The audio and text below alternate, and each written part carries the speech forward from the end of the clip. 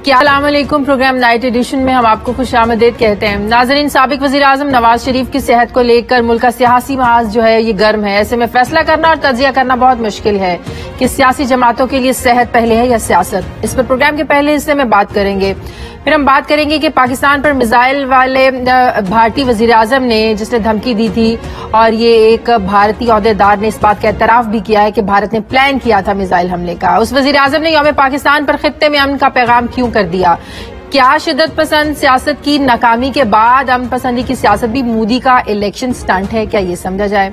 Programme के तीसरे हिस्से में जिक्र करेंगे कराची में सरकारी क्वार्टर्स की मलकियत का मामला भी सियासी बयानात से अभी तक आगे नहीं बढ़ सका, इसमें भी बात करेंगे। लेकिन पहले बात होगी सियासी जमातों की सेहत पर सियासत की।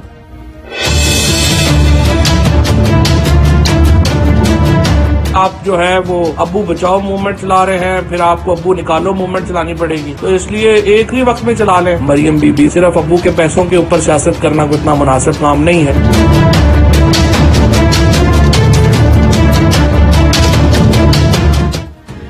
नाज़रीन, 24 दिसंबर 2018 को एहतसाब अदालत ने नवाज शरीफ को अल अजीजिया केस में 7 साल कैद की सजा सुनाई। 24 दिसंबर से लेकर आज के दिन तक नवाज शरीफ के लिए पंजाब हुकूमत की जानिब से 7 मेडिकल बोर्ड्स बनाए जा चुके हैं।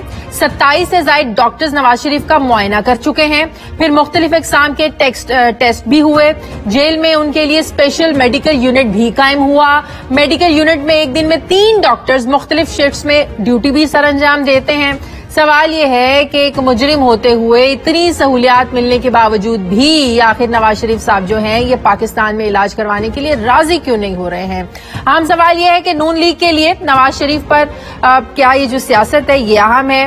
वो कह रहे हैं कि पीटीआई सियासत कर रही है, हुकूमत कह रही है कि नून लीग सियासत कर रही है, जबकि हुकूमत तो यहां तक एक बात कह चुकी है कि अगर अदालत इजाजत देती है तो नवाज शरीफ बाहर चले जाएं, हमें तो कोई एतराज नहीं। इसके बावजूद नून लीग क्यों कह रही है कि अगर खुदा न खास्ता नवाज शरीफ को कुछ होता है तो इमरान खान जिम्मेदार होंगे, उनके खिलाफ मुकदमा होगा?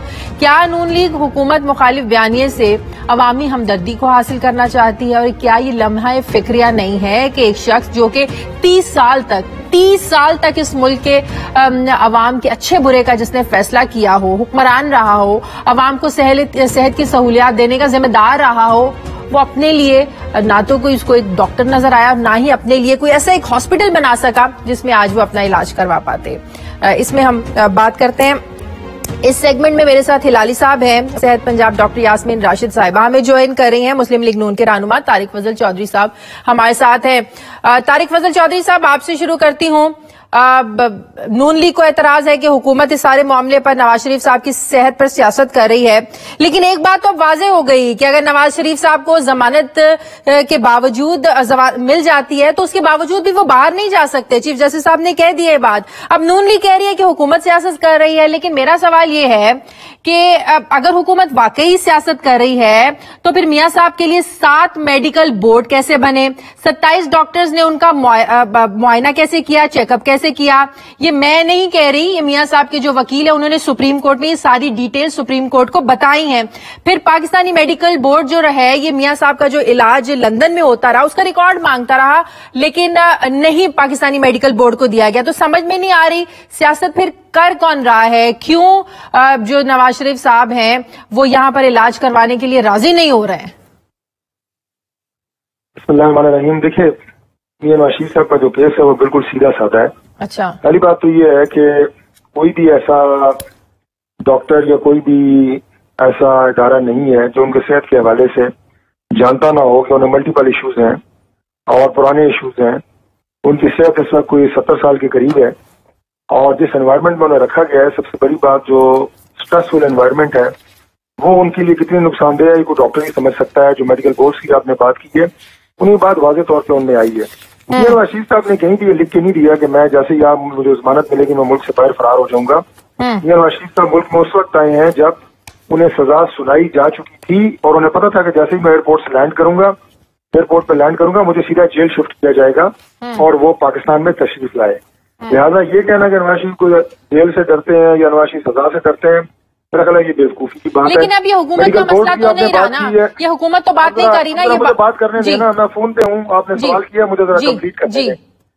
तो गुजारिश ये है जी कि जो आपने मेडिकल बोर्ड्स की बात की है, मेडिकल बोर्ड्स की जो रिकमेंडेशन है, आप देखें कि मियां नवाज शरीफ साहब को जो 4 अस्पतालों की सैर कराई गई और वहां पे रखा गया, एक भी अस्पताल ऐसा नहीं था जो उनकी बीमारियों से मुतल्लिक तमाम जितने उनके अमराज हैं उनका बेहतर तौर पे इलाज कर सकता। तो गोया खामखा एक मजाक बनाया गया। मैं इसको इस तरह कहूंगा कि किसी को भी नहीं चाहिए मजाक, तो फिर हमें लग रहा है मजाक, तो हम जैसे लोगों को भी, आवाम को भी लग रहा है क्या हमारे मुल्क में। ये सवाल किया नहीं, मेरी बात तो सुन लेना, मुझे इसका जवाब देना मैंने सुन लिया ना। चले फिर आप एक ही जुमला रिपीट किया है, मैं उसी का जवाब दे रहा हूँ जी। कि किसी को भी ये जेब नहीं देता कि वो किसी दूसरी के सेहत के हवाले से कोई मजाक करे या उसको कोई वो सियासत का निशाना बनाए। अब ये कहना कि जी अबू बचाओ मुहिम चल रही है, फलां चल रही है, ये बड़ी बेकार सी बातें हैं। बड़ी सीधी सी बात है कि अगर गवर्नमेंट की बात नहीं कर रहा, हुकूमत की बात कह रहा हूँ, गवर्नमेंट ने जो करना था उन्होंने किया कि उन्हें 4 अस्पतालों में सैर कराते रहे। अब जो सबूत, जो मेडिकल बोर्ड की रिपोर्ट, जो मियां नवाज शरीफ साहब की हालिया जो सूरत हाल है, अगर अदालत ये समझती है कि उन्हें जमानत मिलनी चाहिए तो अदालत देगी, नहीं समझती तो नहीं देगी। ये बड़ी सिंपल सा मैटर है। इसके ऊपर जो हुकूमती वज़रा के बयान आ रहे हैं, जो उनकी इसके ऊपर तबसरे आ रहे हैं, वो अफसोसनाक है। मैं तो यही कह सकता हूँ, अदालत को फैसला करने दें। और मैं समझता हूँ कि वो तमाम मेडिकल ग्राउंड्स जिनके ऊपर किसी भी शख्स को जमानत दी जा सकती है, 70 साल शख्स को, वो 65 साल ये भी गलत बयानी हुई है। ये भी चीफ जस्टिस साहब ने उस दिन कहा है कि आप इस पे भी फिर सजा हो सकती है। 65 साल है जो 69 लिखी हुई, इसमें भी ख्वाजा हारिस साहब खामोश हो गए थे। 30 साल लिख के दे दे हमें, तो हम तो उसको नहीं चैलेंज कर सकते, लेकिन फिल वाकया उनकी उम्र जो है वो 70 साल के करीब हो चुकी है और ये पूरे पाकिस्तान को पता है। अच्छा, अब अगर 4 डॉक्टर उसको 65 साल लिखते हैं तो हम उन डॉक्टर्स का अच्छा क्या कर सकते हैं, क्या कह सकते हैं उन्हें। अच्छा, तो फिर क्या आपको वाकई हैरानगी नहीं होती? मुझे तो एक आम शहरी होते हुए बड़ी हैरानगी हो रही है कि क्या हमारे मुल्क में कोई एक अच्छा ऐसा दिल का डॉक्टर नहीं है जो दिल के अमराज का जो इलाज कर सके? कोई ऐसा अच्छा डॉक्टर नहीं है जो गुर्दों के जो मरीज हैं उनका इलाज कर सके? हमारे लिए तो फिर लम्हा फिक्रिया बन गई ये बात। जी बिल्कुल है, ऐसे डॉक्टर्स मौजूद हैं। ये इस तरह की मैंने आपको बताया, किसी तरह की स्टेटमेंट्स आवाम को दे के उनको, मैं तो ये कहूंगा कि हुकूमत और उनके वज़रा जो हैं वो गुमराह करने की कोशिश कर रहे हैं। असल सूरत हाल ये है कि मियां नवाज शरीफ साहब की जो 2 सर्जरीज पाकिस्तान से बाहर हुई हैं हार्ट की, इस वक्त पाकिस्तान में मौजूद जो कार्डियोलॉजिस्ट हैं वो कोई भी उनके केस को हाथ लगाने के लिए तैयार 2 वजूहात की बुनियाद पे नहीं है। एक तो ये कि वो हाई प्रोफाइल ज़ाहिर शख्सियत है, और दूसरा कार्डियोलॉजिस्ट ये कह रहे हैं कि अगर उनकी सर्जरीज बाहर हुई हैं, लेकिन कुछ अल्लाह पे भी छोड़ देना चाहिए ना। जिंदगी और मौत तो अल्लाह ताला के हाथ में होती है। अल्लाह ताला उनको जिंदगी दे, सेहत दे। यही फरमाया है कि आप अपने जो वसाइल आपके पास हैं, जो कुछ कोशिश कर सकते हैं वो आप करें और उसके बाद मेरे पे छोड़ दें, और यही हमारा ईमान है। तो पंजाब हुकूमत तो ये भी ऑफर करी थी कि हम लोग तो बाहर से जो उनके डॉक्टर्स हैं, लंदन के डॉक्टर्स हैं, वो तो उनको भी बुलाने के लिए तैयार हैं। मैम, ये डॉक्टर ये बात समझ सकता है, मैं खुद चूंकि डॉक्टर हूँ। डॉक्टर जो भी ट्रीटमेंट करता है वो अपने सिस्टम के अंदर, अपने डिपार्टमेंट के अंदर करता है।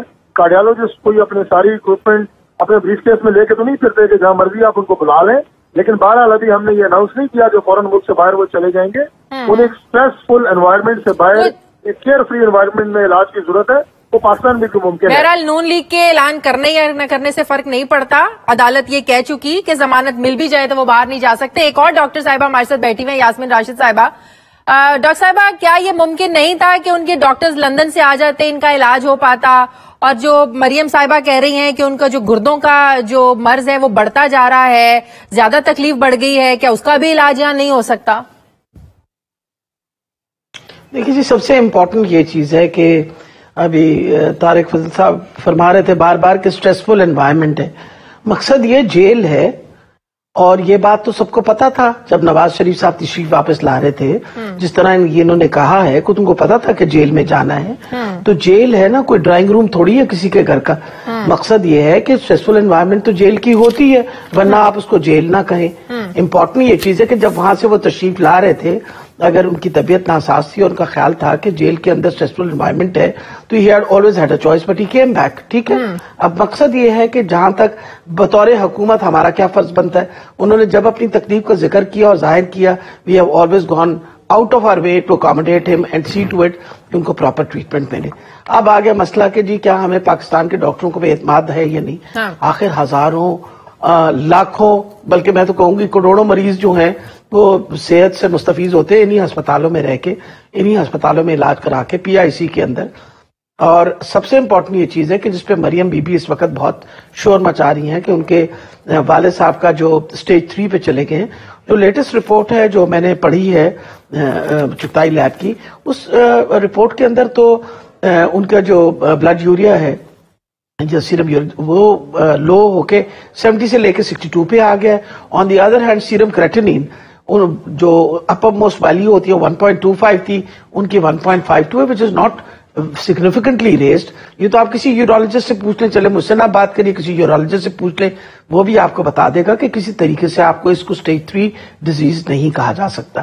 اب رہا یہ کہ کیا ان کی طبیعت خراب ہے یا نہیں خراب، مقصد یہ ہے کہ ٹھیک کہہ رہے ہیں طارق صاحب کہ وہ ان کے دل کا آپریشن ہوا ہوا ہے، عمر اگر ان کی 70 سال ہے اور وہ ڈائبٹیز کی بھی وہ مریض ہیں اور کڈنی کی بھی پرابلم ہے ان کے، تو یہ مسئلے تو مسائل سب کو ہوتے ہیں. میری 69 سال عمر ہے، میں بھی ہائپرٹینسو ہوں، میرے بھی بہت سارے مسئلے مسائل ہیں. یہ تو زندگی کے ساتھ ساتھ چلتے ہیں. جب انسان بڑھاپے کی طرف جاتا ہے تو مسئلے مسائل آپ بھی لندن علاج کروانے اب آیا ان کے لیے سٹریسفل. نہیں جی، میں نے تو شکر ہے خدا کا سارے اپنے علاج پاکستان میں ہی کرائے ہیں، بلکہ سارے آپریشن بھی پاکستان میں کروائے ہیں، کیونکہ مجھے اپنے پاکستانی ڈاکٹروں پہ بہت اعتماد ہے اور مجھے ہمیشہ یہی ہوتا ہے کہ اپنے ملک میں رہ کے جتنا احساس اور خیال میرے اپنے ڈاکٹر کرتے ہیں شاید کوئی اور ڈاکٹر نہ کر سکے میرا خیال.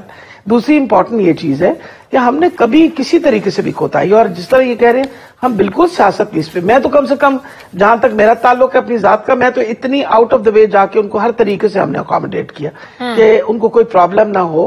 اور میں جس کمیٹی میں بیٹھی تھی جو ان کی اپنی ایک پروونشل اسمبلی کی کمیٹی بنی تھی، میں نے ان سے کہا تھا کہ آپ کہیے تو ہم بات کر لیتے ہیں، میں خود بات کر لوں گی، میری تو ویسے بھی انگلینڈ والوں کے ساتھ تعلقات بڑے اچھے ہیں، ان کو ریکویسٹ کر دیں گے وہ آ جائیں گے. اور یہ کہنا کہ انسٹرومنٹس یہاں نہیں ہے، سب کچھ اویلیبل ہے. If they really want to come and assess him, there is absolutely no problem. They can come and assess him here, and if they require those medicines, ان کی شروع کی جا سکتی ہیں. اب رہا یہ کہ جی ان کو اسٹریسفل انوائرمنٹ سے نکالنے کا مقصد، اس اسٹریسفل انوائرمنٹ سے میں تو نکال نہیں سکتی نا ان کو جیل کہی گئی ہے، ان کو العزیزیہ کیس کے اندر ایک سینٹنس دی گئی ہے. اب وہ سینٹنس اس وجہ سے آپ کا کیا خیال ہے وہ واحد بیمار انسان ہے اس جیل کے اندر؟ اس جیل کے اندر ہزاروں لوگ ایسے ہیں جو جیل کاٹ رہے ہیں اور ان کی بھی طبیعتیں خراب ہوتی ہیں. ابھی شاید ہلالی صاحب آپ لوگوں پہ سوال اٹھائیں، جتنی آپ نے ان کو سہولتیں دے دی، کیا کسی قیدی مجرم کو اتنی سہولتیں دی گئیں آج تک؟ کیا ایک عام شہری کو حکومت اتنی سہولیات دے سکتی ہے؟ ہلالی صاحب یہ سوال تو نہیں تھا آپ کا؟ بالکل شرم آ رہی ہے، شرم آ رہی ہے پوچھنا. 27 ڈاکٹر، 5 کمیٹیز، ایک جیل کو پورا انہوں نے ICU کیا ہے. بھائی خدا کے لیے کیا رہا ہے ادھر؟ اور یہ گیم تو سب کو پتا ہے یہ گیم کیا ہے. یہ گیم یہ ہے کہ ججز کو پریشرائز کرو. اس وقت خاص طور اس کا پچ بڑھایا ہے اس لیے کہ اس کو ان کو پریشرائز کرو. میں تو کہتا ہوں پاکستان کا عوام چاہتے ہیں کہ 40,000 فیلنز ہیں، جیسے یہ بھی ایک فیلن ہے، ان کے طرح ان کو بھی ٹریٹ کریں. اور ہم تو کہتے ہیں آلریڈی ہم نے اگر لا نہیں وائلیٹ کیا ہے تو ایتھکس وائلیٹ ہوئے ہیں. ایتھکس کہتے ہیں کہ ہر آدمی کو you should treat them equally. Ethics یہ نہیں کہتا ہے کہ پرائم منسٹر کو ایک طریقے سے رہو، 3 گنا پرائم منسٹر مانے. میں تو سمجھتا ہوں، معاف کریے اگر مجھے کوئی کہتا ہے 3 گنا پرائم منسٹر کو کورٹ نے کہا ہے کہ تم چور ہو، اس کی سزا تو بہت زیادہ ہونی چاہیے، اس کو تو ہارڈ لیبر ملنا چاہیے کہ باز نہیں آیا وہ، حالانکہ 3 دفعے وہ الیکٹ کیا گیا. اب مریم بی بی کہتی ہیں کہ آدھے مر رہے ہیں، دوسرا ڈاکٹر کہتا ہے کہ وہ بالکل ٹھیک ہیں، یاسمین بی بی کہہ رہی ہیں کہ وہ بالکل ٹھیک ہے. بھائی who do you want to believe? بھائی میں تو کہتا ہوں پروفیشنل ڈاکٹرز کو بلیو کرو، مریم کو نہیں بلیو کرو، ان کو بلیو کرو. اور یہ سانگ اینڈ ڈانس ختم کریں. سب کو پتا ہے کیا واٹ از دا مقصد، سب کو پتا ہے کہ کیوں پریشر ڈلوا رہا ہے. میں دیکھیے خدا کے لیے مانے ایک اور کیس ہوا ہے اس ملک میں، آپ جانتی ہیں کون سا کیس ہے؟ ایک قانون امیر، ایک قانون غریب، ایک قانون پاورفل، ایک قانون فار دا ویک. یہ نہیں چل سکتا ہے. اچھا ہلال صاحب، بلاول اپنے والد پر مقدمات کی وجہ سے تنگ، مریم اپنے والد کے علاج جو ہے اس سے مطمئن نہیں ہیں، اس پر کرٹیسائز کرتی ہیں کہ حکومت ذمہ دار ہوگی. تو جو اپوزیشن کی ایکٹیویٹیز لگ رہی ہیں، آج کراچی میں بھی ایک تحریک چلائی گئی زبیر صاحب کی اس میں سربراہی میں، انہوں نے وہ تحریک چلائی وہاں پر.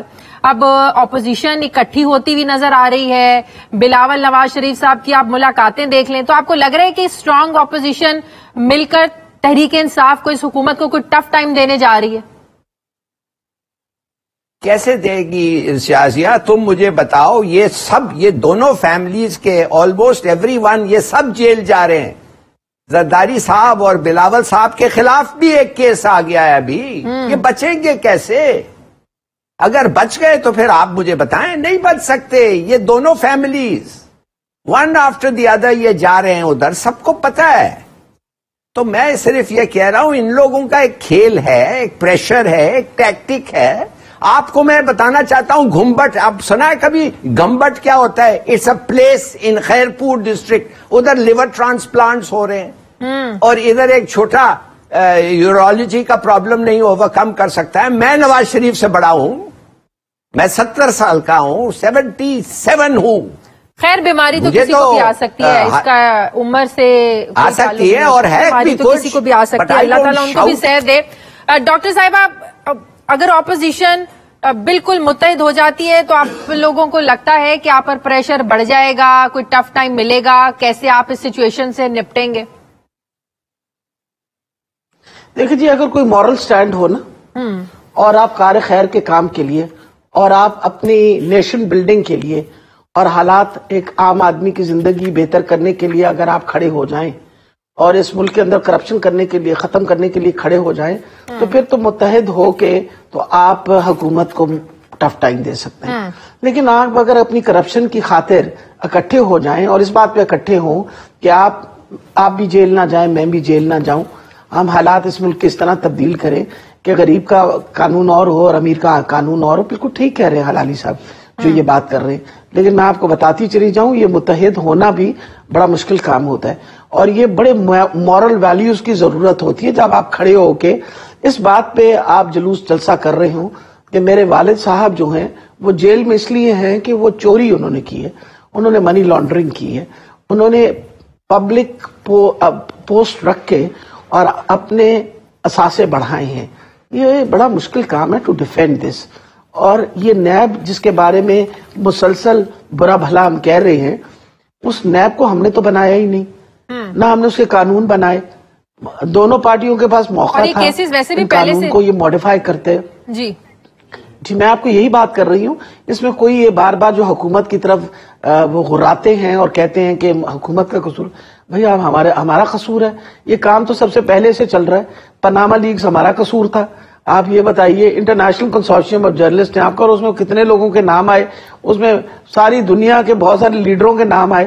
انہوں نے کہا نہیں ہمارا نام جو ہے وہ غلط نام ہے. You should have sued those people. اس وقت تو آپ نے کوئی کام نہیں کیا.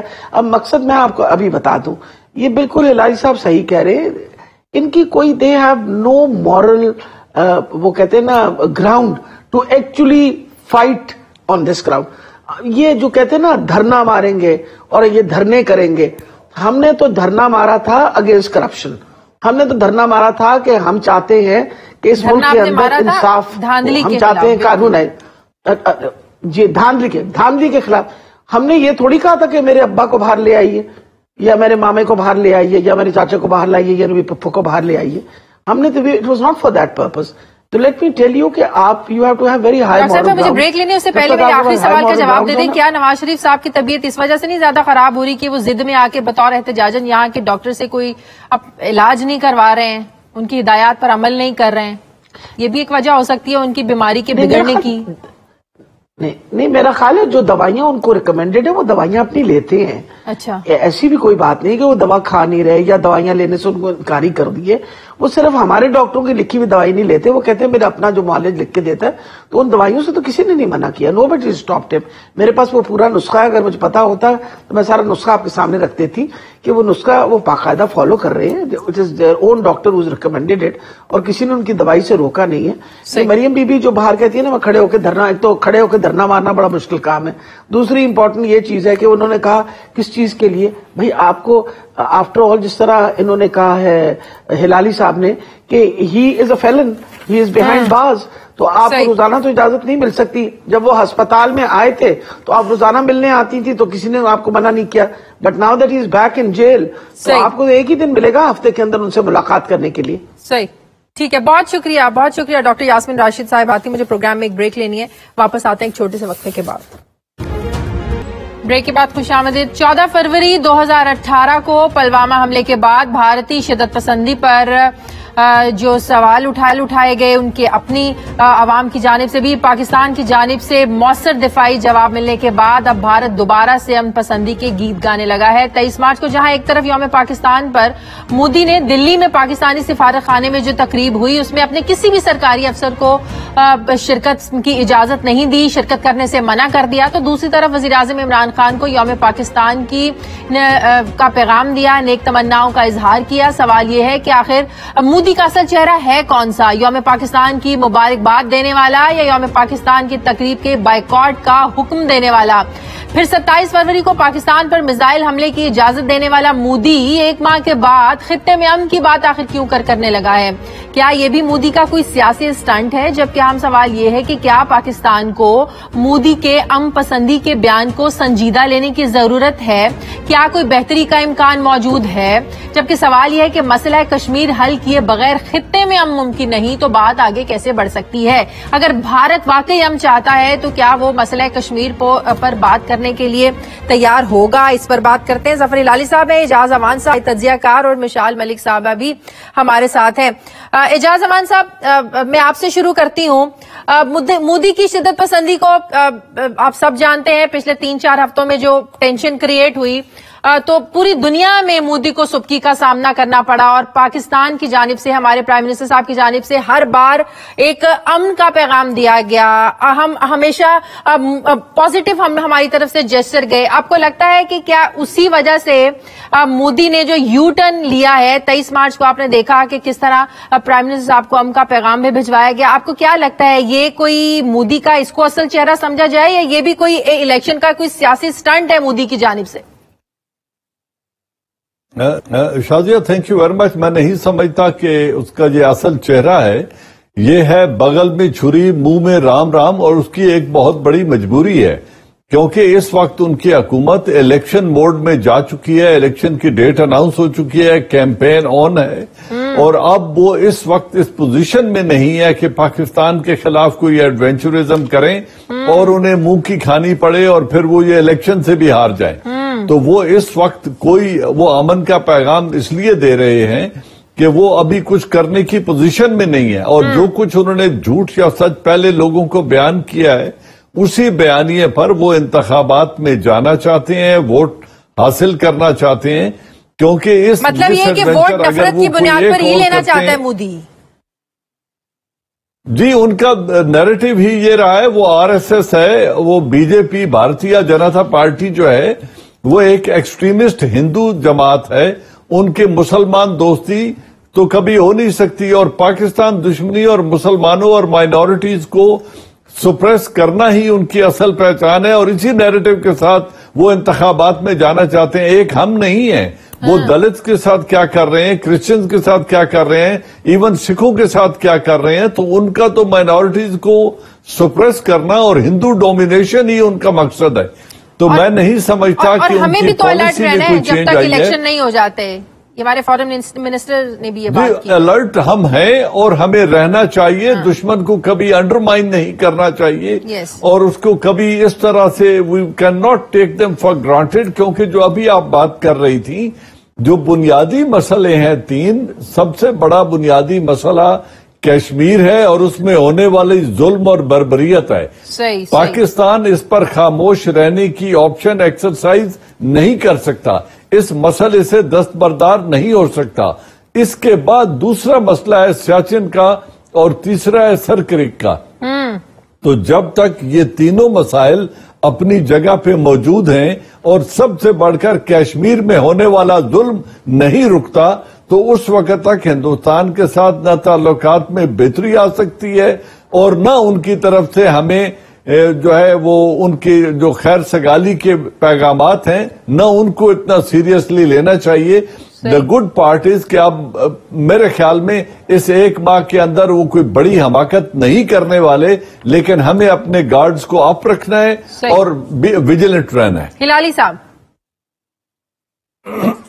دیکھیے, مودی نے ایک بڑا اچھا پیغام بھیجا عمران خان صاحب کو, مگر دیکھیے مودی اس پیغام کے دوران اس سے پہلے اور اس کے کچھ دیر بعد کیا کیا نہیں کیا. میں آپ کو لسٹ دیتا ہوں. ایک, انہوں نے گنڈے بھیجے. آپ نے بالکل صحیح کہا کہ ہم مہمانوں کو نہیں پہنچنے دیا. نہیں شادیہ, مہمانوں کو نہ صرف روکا, اس کے گنڈے روک کے گیسٹ کو کہا کہ تم کیوں جانا چاہتے ہو ایسی جگہ, تم انڈینز ہو, تم سمجھو ایسی جگہ نہیں جانا چاہیے. یہ تو بے مثال ہے. میں آپ کو بتاتا ہوں, میرے ڈپلومیٹک کریئر لائف 40 سال میں رہا, میں نے یہ کبھی نہیں دیکھا. نمبر 1.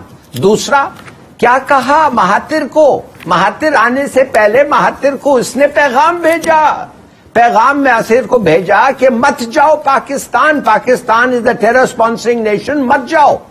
تو مہاتر نے اسے کہا گیٹ آؤٹ, میں نے اس کے میسنجرز کو کہا چلے جاؤ.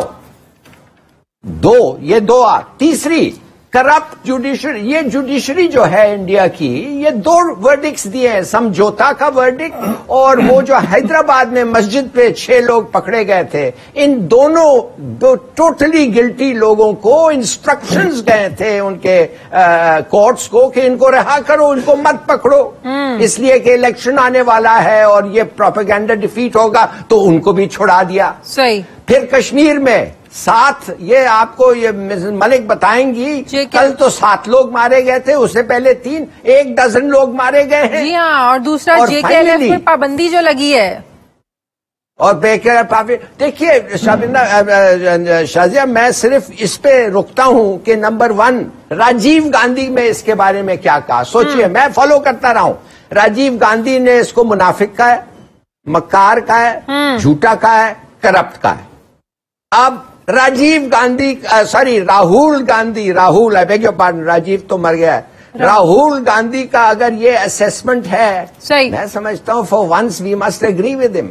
صحیح. مشال صاحبہ, جو JKLF پر پابندی لگی ہے غیر قانونی اقدام ہے, یقیناً اس سے جو تحریک ہے کشمیریوں کی آزادی کی جو جدوجہد ہے اس کو نہیں دبایا جا سکتا. کیا کہیں گی آپ؟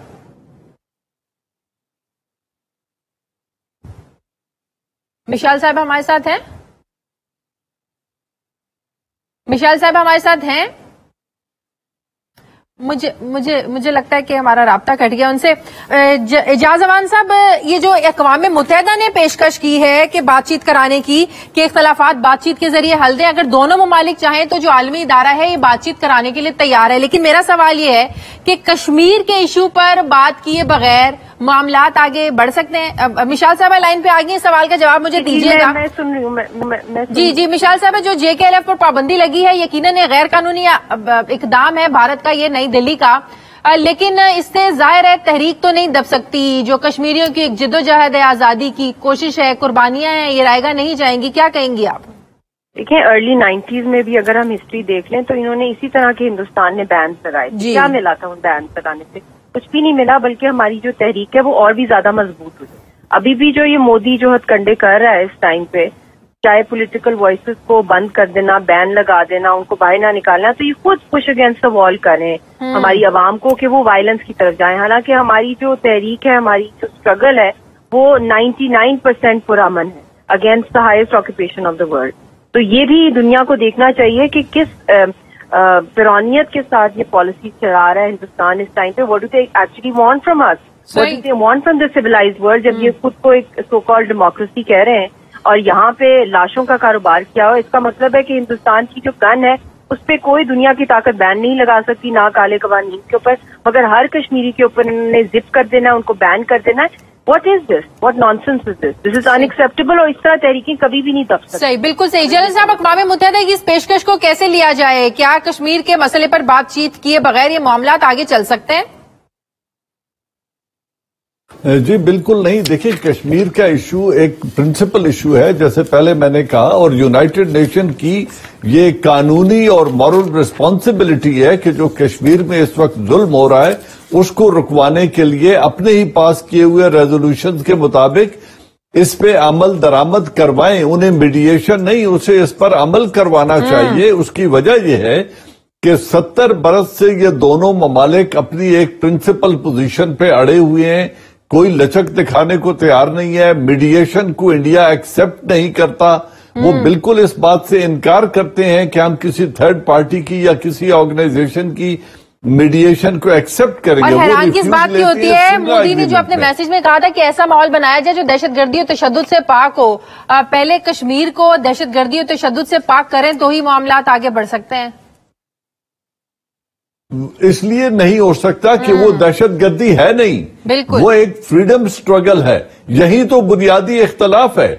ہمارا کہنا یہ ہے اور یہ ایک حقیقت ہے کہ وہ اپنے حق کے لیے لڑ رہے ہیں. یہ حق انہیں یونائٹڈ نیشن ریزولوشن کے تحت دیا گیا ہے, اور یونائٹڈ نیشن کا ریزولوشن ہی سیلف ڈیفنس کا ان کو یہ حق دیتا ہے کہ اگر ان کے حق کو دبانے کے لیے ان کا فوج کشی کی جائے تو وہ حق بجانے پہ ہتھیار اٹھانے میں. بالکل صحیح. پہلے بھارت کو کشمیر میں اپنے دہشت گردی ختم کرنا ہوگی, اور انڈیا کی سوچ میں انڈیا اس کو ہر اعتبار سے دہشت گردی قرار دینا چاہتا ہے. بالکل بالکل, جبکہ بھارت خود وہاں پر دہشت گردی کا. بہت شکریہ جنرل اعجاز امان ہمارے ساتھ تھے, مشال ملک صاحب ہمارے ساتھ ہی. مجھے پروگرام میں ایک بریک لینی ہے, بریک کے بعد عامر لیاقت صاحب ہوں گے تحریک انصاف کے رہنما ایک چھوٹے سے وقفے کے بعد.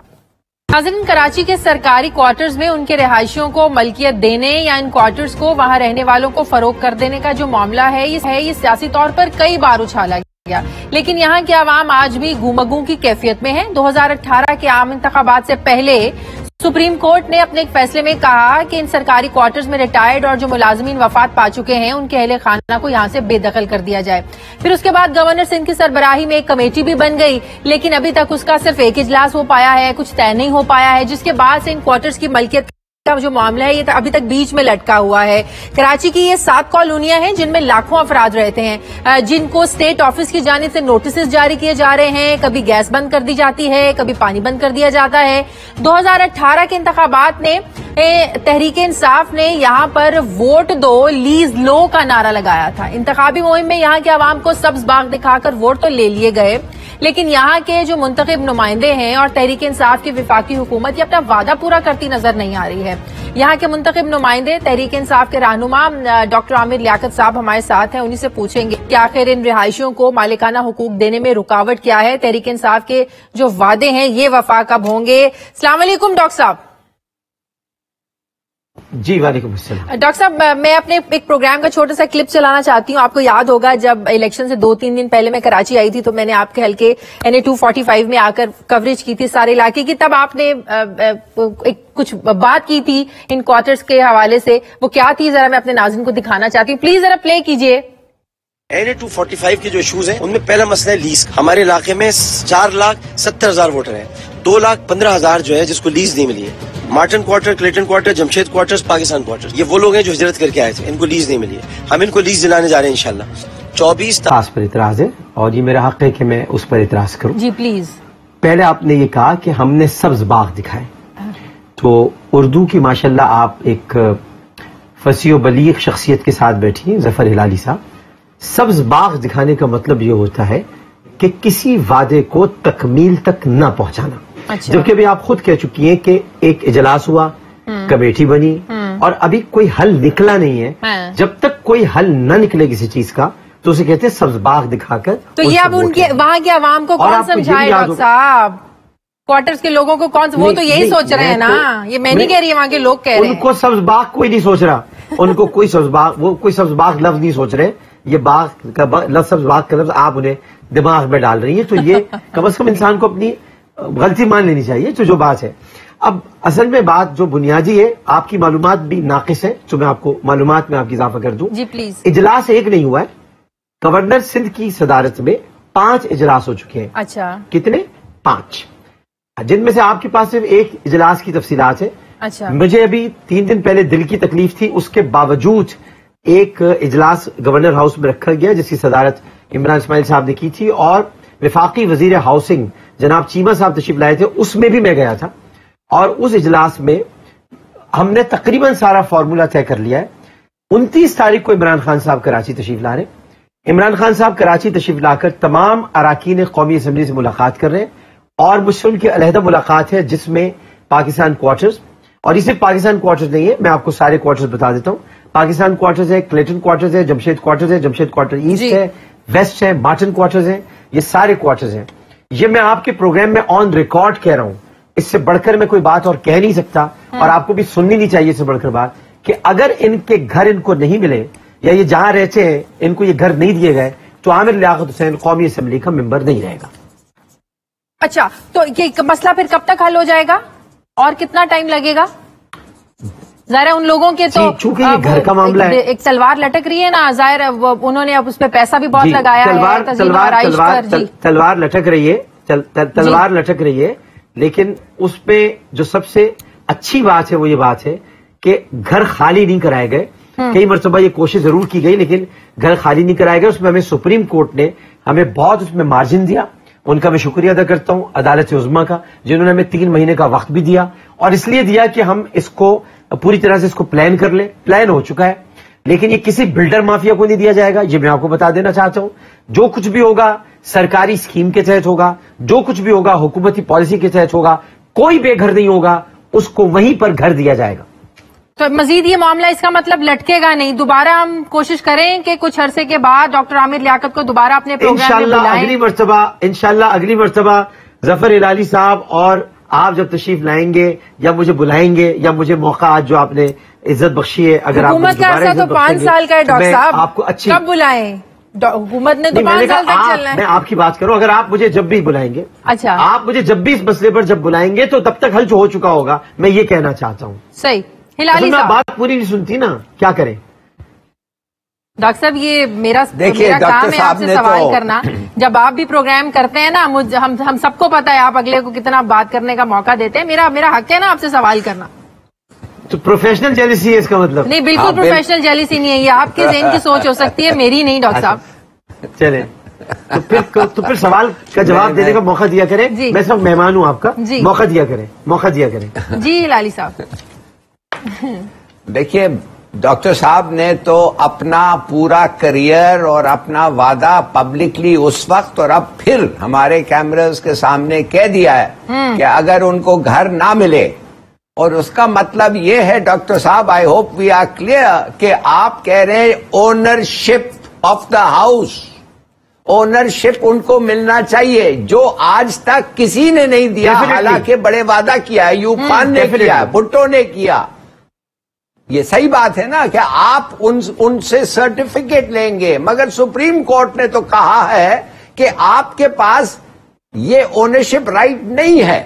اور اگر ہوتا، مگر حیرانگی کی بات یہ ہے ڈاکٹر صاحب، آپ کراچی کے ہیں اور آپ، مجھے پتا ہے غریبوں کے لیے آپ کا دل ترستا ہے، غریبوں کے لیے یو ہیو گریٹ سمپتھی. یہ مجھے بتائیں کہ یہ مارٹن کوارٹر کے جو لوگ ہیں اور وہ بیچارے کھوکے کے مالک جو ایمپریس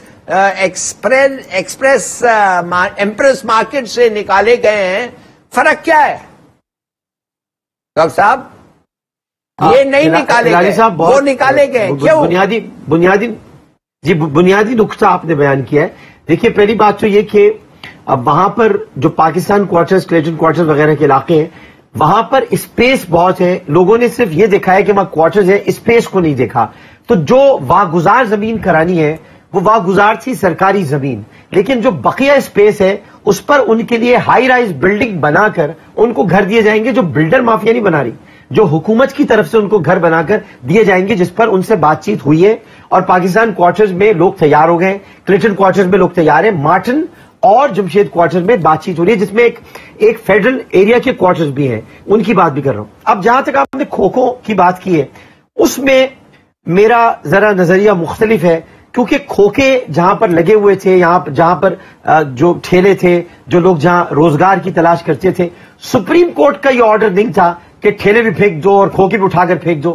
اس آرڈر کی آڑ میں بھی بہت کچھ ہوا ہے، جس کی آپ کو پتا ہے کہ وسیم اختر صاحب کو پیش بھی ہونا پڑا تھا. بدقسمتی سے ہمارے پاس بلدیاتی قیادت نہیں ہے یا بلدیاتی انتخابات میں ہم لوگ موجود نہیں ہیں. لیکن اگر ہوتے تو صورتحال مختلف ہوتی، ہم ایکسپلین کر سکتے تھے سپریم کورٹ میں